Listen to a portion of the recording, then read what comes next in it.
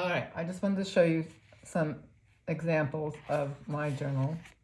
This tree I drew last year when we were here, and I chose to just focus on one tree and bushes and write all kinds of things in, draw a bird, stuff like that. So this is all your decision. If you see one thing out there that you want to draw, try and draw it. I also added some of this going on because I like to feel spontaneous in my journal. I think that that's really important. This is another example of when I was on the road and down in New Mexico, and when I got back to the hotel room, we walked up and down Canyon Road and saw all this art, and I just sort of let it rip. I just put down anything I felt, and it actually was a lot that I was feeling, and so I think that indicates that, and I titled it Canyon Road. This one is after driving all day in Nebraska, and this is just another really simple pencil drawing that you could do easily. So all this is once again, it was in a hotel room at night, and the colored pencil, there was so many colors in the fields that I used all these different colors to indicate fields.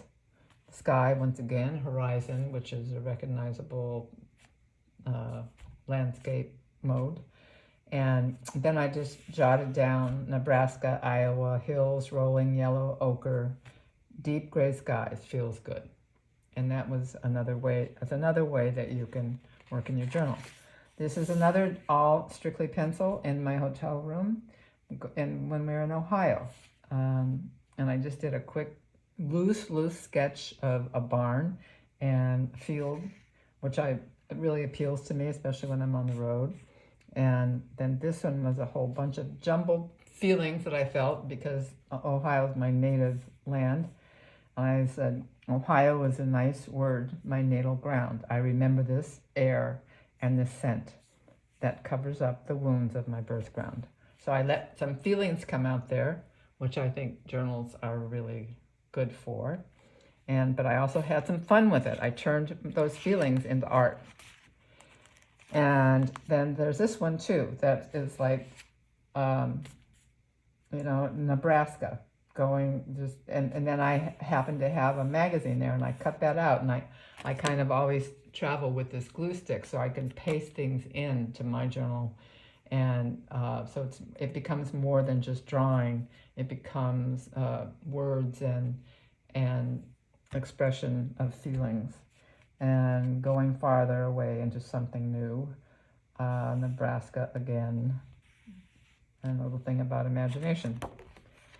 This is when we were down at Tom's sister's cabin, and I just wrote all the feelings that I felt in the moment. Loving, being there, family, everything I saw, but nothing in perspective. So it's a conglomeration of a bunch of things. Just, I saw birds, the cabin, I saw rocks, I just let myself do it. Just let myself put it down. Just put it down. Here's a piece I did up at Lake Superior, and it's not pretty at all. But once again, it really expressed what I was feeling. There's a little bit of map that I found someplace.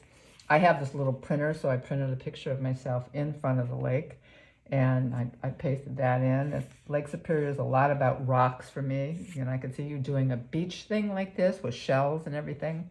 And then I just wrote some of love the sounds and the mysterious the feelings and the deepness of the lake and the beauty. And it's all about, I love these Lake Superior rocks. And then this is another one that's kind of almost like a daily bullet journal, where this is the things we wanted to do in Taos that day. We wanted to go to all these galleries, and then I also wrote down some feelings, and then I did an abstract little piece, just random marks, just made marks, which I think is extremely important to find your marks. And that's what I did for that particular day in Taos, New Mexico. So you have this piece, and then if you would like to just take any pencil, it could be a colored pencil, you could write words. So I'm at Innisbrook and looking at a golf course. I don't have my other pencil here, but looking at a golf course. Different colors, feeling happy. Doing this for a friend. You know, just write it down. Almost done here. And write some more things, and that's it. Call it a journal. Okay, thank you.